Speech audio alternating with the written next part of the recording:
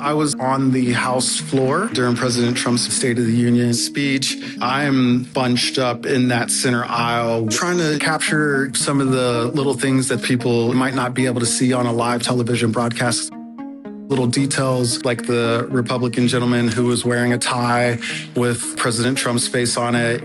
As Trump was entering the House chamber, the Republicans are on their feet clapping. Democrats in all white with different symbols in protest.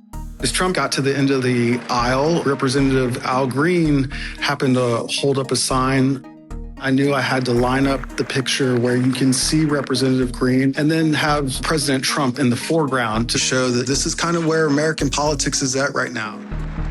I think the stakes for President Trump were relatively high.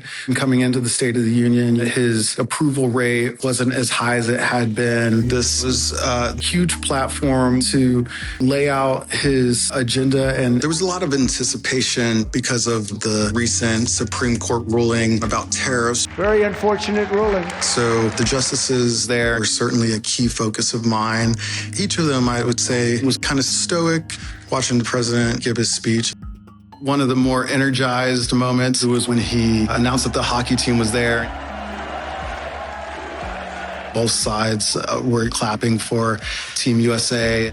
At one point, President Trump mentioned insider trading. Members of Congress cannot corruptly profit from using insider information.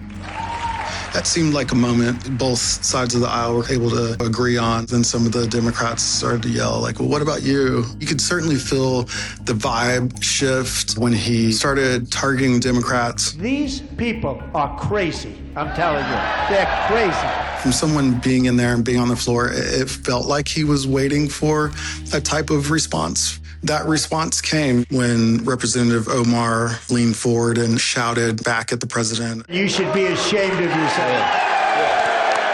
By the end of the speech, some of the Democrats had enough and left the chamber a bit early. It's no secret that President Trump likes to go as long as he wants, and he certainly did that during this State of the Union.